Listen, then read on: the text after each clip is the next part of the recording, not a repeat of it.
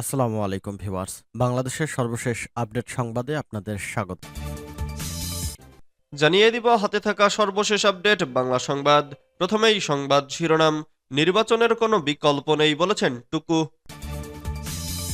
এরপর জানিয়ে দিব আওয়ামী লীগ নেতা এখন জামাতের সভাপতি। এদিকে যুবদল নেতার বিরুদ্ধে কোটি টাকার মালামাল লুটের অভিযোগ। আরও জানিয়ে দিব বাবরকে ৬ বছর কন্ডেম সেলে রাখা হয়। সর্বশেষ জানিয়ে দিব সন্ত্রাসী চাঁদাবাজদের প্রতিহত করতে ঐক্যবদ্ধ হতে হবে বলেছেন মনিরুল হক চৌধুরী। এতক্ষণ শুনছিলেন সংবাদ শিরোনাম, এবারে বিস্তারিত। তবে অনুরোধ থাকবে ভিডিওটিতে একটি লাইক করবেন এবং কমেন্ট করে জানিয়ে দিবেন কোন জেলা থেকে আপনি আমাদের এই ভিডিওটি দেখছেন। নির্বাচনের কোনো বিকল্প নাই বলেছেন টুকু। বিএনপির প্রচার সম্পাদক সুলতান সালাউদ্দিন টুকু বলেছেন, গণতন্ত্রকে প্রাতিষ্ঠানিক রূপ দিতে হলে নির্বাচনের কোনো বিকল্প নাই। যতবারই এদেশে গণতন্ত্র গণতন্ত্র হোঁচট খেয়েছে, ততবারই বিএনপি এ গণতন্ত্রকে পুনরুদ্ধার করেছে। বৃহস্পতিবার ১৬ জানুয়ারি রাত ৩টায় টাঙ্গাইল পৌরসভার ৯ নম্বর ওয়ার্ডের বালুচড়া এলাকায় আব্দুর রহমান মুন্সি ৬৩তম ওরস শরীফে প্রধান অতিথির বক্তব্যে তিনি এসব কথা বলেন। সুলতান সালাউদ্দিন টুকু বলেন, বাংলাদেশের যে বর্তমান পরিস্থিতি, বিগত দিনে একটি স্বৈরাচারী সরকার ছিল, সিটি অবৈধ সরকার। সেই অবৈধ সরকার ভোট ডাকাতি করেছে এবং জোর করে নির্যাতন করে নিপীড়ন নিষ্পেষিত করে ক্ষমতায় ছিল ফ্যাসিস্ট খুনি শেখ হাসিনার সরকার। সেই সরকার অসংখ্য মানুষকে গুম খুন করেছে, এছাড়া অসংখ্য ছাত্র জনতাকে হত্যা করেছে। তাদের পরিণতি শেষ পর্যন্ত এদেশ থেকে পালিয়ে বিদায় নিতে হয়েছে। বাংলাদেশে যারা ফ্যাসিবাদ বিরোধী আন্দোলন সংগ্রাম করেছে, তাদের একটি চাওয়া ছিল, সেটি হলো ফ্যাসিবাদ মুক্ত বাংলাদেশ হবে। তিনি আরো বলেন, ভোটের অধিকার যারা হরণ করেছিল তারা আজ পালিয়ে বেড়াচ্ছে, তারা থাকতে পারেনি।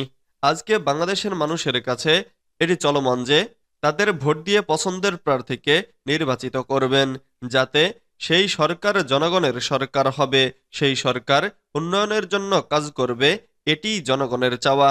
বিএনপির এ নেতা বলেন, সেই ভোট নিয়ে আজকে বিভিন্নভাবে বিভিন্ন কায়দায় মানুষ আবার ষড়যন্ত্র করছে। পতিত স্বৈরাচার ফ্যাসিস্ট সরকারের যারা প্রেতাত্মা ছিল, তারা কিন্তু আজকে বিভিন্নভাবে ষড়যন্ত্রে লিপ্ত রয়েছে। যাদেরকে মানুষ ইতোমধ্যেই প্রত্যাখ্যান করেছে, তারা আবার বিভিন্ন কায়দায় বিভিন্ন মানুষের সঙ্গে মিশে গিয়ে ষড়যন্ত্রে লিপ্ত রয়েছে। সে ব্যাপারে আমাদের সজাগ থাকতে হবে, যাতে করে স্বৈরাচারী কোনো প্রেতাত্মা আর মাথাচাড়া দিয়ে উঠতে না পারে এই বাংলাদেশে। আওয়ামী লীগ নেতা এখন জামাতের সভাপতি। কুমিল্লার তিতাস উপজেলায় আবু হানিফ নামের এক ওয়ার্ড আওয়ামী লীগের সাধারণ সম্পাদক ওই ওয়ার্ডের জামাতের সভাপতি হয়েছেন। এ নিয়ে এলাকায় তোলপাড় সৃষ্টি হয়েছে। জানা যায়, শনিবার ১৮ জানুয়ারি ওই ওয়ার্ডের জামাতের কর্মী সম্মেলন অনুষ্ঠিত হবে। ওই সম্মেলনের জন্য ছাপানো পোস্টারে আবু হানিফের নাম এবং জামাতের পদবি লেখা থাকায় বিষয়টি প্রকাশ্যে আসে। পরে বিষয়টি স্বীকার করেন আবু হানিফ। স্থানীয় সূত্র জানিয়েছে, গত ১৫ বছর তিতাস উপজেলার ৯টি ইউনিয়নের জামাতে ইসলামের কোনো ওয়ার্ড কমিটি ছিল না। ছাত্র জনতার গণঅভ্যুত্থানের পর জামাত উপজেলা ইউনিয়ন ও ওয়ার্ডগুলোতে কমিটি গঠন শুরু করে। আবু হানিফ তিতাস উপজেলার মজিদপুর ইউনিয়ন পরিষদের ৪ নম্বর ওয়ার্ডের ইউপি সদস্য। আওয়ামী লীগ সরকারের আমলে তিনি ওই ওয়ার্ডে আওয়ামী লীগের সাধারণ সম্পাদক ছিলেন।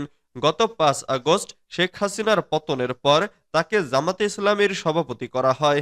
আগে থেকেই জামাতের রাজনীতির সঙ্গে জড়িত থাকার কথা উল্লেখ করে ইউপি সদস্য আবু হানিফ গণমাধ্যমকে বলেন, নির্বাচনী এলাকায় উন্নয়ন কাজের জন্য আওয়ামী লীগের সঙ্গে জড়িয়েছে। দলটির সাংগঠনিক নেতারা পালাতক থাকায় পদত্যাগপত্র জমা দিতে পারেনি, তবে শিগগিরই দেব। এখন আমি জামাতে ইসলামীর ওয়ার্ড সভাপতি হিসেবে নির্বাচিত হয়েছি। তিতাস উপজেলা জামাতের আমির ইঞ্জিনিয়ার শামীম সরকার বিজ্ঞ বলেন, যৌক্তিক কারণেই আবু হানিফকে জামাতের ওয়ার্ড সভাপতি করা হয়েছে। কুমিল্লা উত্তর জেলা জামাতের আমির অধ্যাপক আব্দুল মতিন বলেন, আবু হানিফ মেম্বার হওয়ার ১০ বছর আগে জামাতের রাজনীতির সঙ্গে জড়িত। ইউপি সদস্য হওয়ার পর জোর করে তাকে ওয়ার্ড আওয়ামী লীগের সাধারণ সম্পাদক বানানো হয়েছে। মূলত তিনি আমাদের সক্রিয় কর্মী ছিলেন। যুবদল নেতার বিরুদ্ধে কোটি টাকার মালামাল লুটের অভিযোগ। নারায়ণগঞ্জের সোনারগাঁওয়ের যুবদল নেতার বিরুদ্ধে ককটেল ফাটিয়ে 1 কোটি টাকার মালামাল লুটের অভিযোগ উঠেছে। গত বুধবার 15 জানুয়ারি সকালে উপজেলার জামপুর ইউনিয়নের জামপুর গ্রামে এএনজেড টেক্সটাইল মিলসের নির্মাণ কাজের সময় এ ঘটনা ঘটে। এদিকে বৃহস্পতিবার 16 জানুয়ারি রাতে সোনারগাঁও থানায় প্রতিষ্ঠানটির স্বত্বাধিকারী আনোয়ার হোসেন, উপজেলা যুবদলের সিনিয়র যুগ্ম আহ্বায়ক আশরাফ ভুইয়া, মোতালেব মেম্বার মুসা মিয়া, দীপু মিয়া, নাইম আরিফ, মুক্তার সহ 19 জনের নাম উল্লেখ করে অজ্ঞাত 150 জনের বিরুদ্ধে 1 কোটি টাকার মালামাল লুটের লিখিত অভিযোগ দায়ের করে। অভিযোগ সূত্রে জানা গেছে, অভিযুক্ত বিএনপি নেতা আশরাফ ভুইয়ার নেতৃত্বে উপরোক্ত আসামিরা এএনজেড টেক্সটাইল মিলের নির্মাণ কাজে বাধা দিয়ে 25 লাখ টাকা দাবি করেন।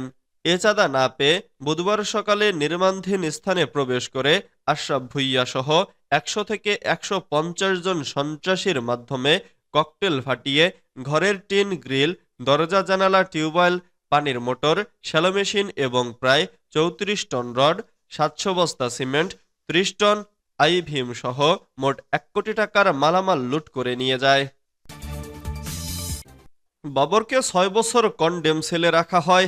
বিএনপির কেন্দ্রীয় নেতা ও সাবেক স্বরাষ্ট্র প্রতিমন্ত্রী লুৎফুজ্জামান বাবরকে কারাগারে প্রায় 6 বছর কন্ডেম সেলে রাখা হয়েছিল বলে জানিয়েছেন দলটির স্থায়ী কমিটির সদস্য নজরুল ইসলাম খান। বৃহস্পতিবার 16 জানুয়ারি বিকেলে সদ্য কারামুক্ত লুৎফুজ্জামান বাবরকে সঙ্গে নিয়ে রাজধানীর শেরেবাংলা নগরে বিএনপির প্রতিষ্ঠাতা শহীদ রাষ্ট্রপতি জিয়াউর রহমানের কবরে শ্রদ্ধা নিবেদন করেন। এরপরে সাংবাদিকদের সঙ্গে আলাপকালে একথা জানান নজরুল ইসলাম খান।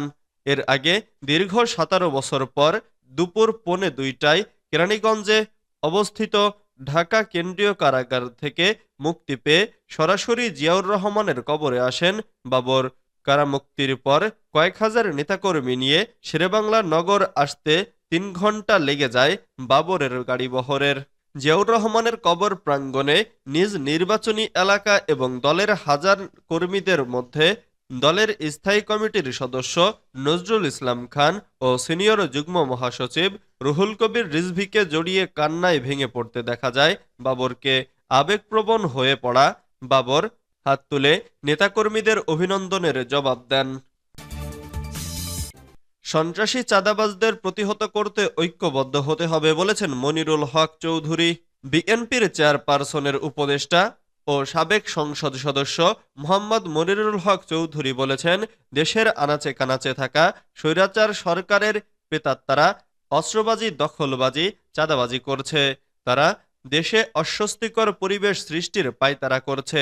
এসব সন্ত্রাসী চাঁদাবাজদের প্রতিহত করতে সবাইকে ঐক্যবদ্ধ হতে হবে।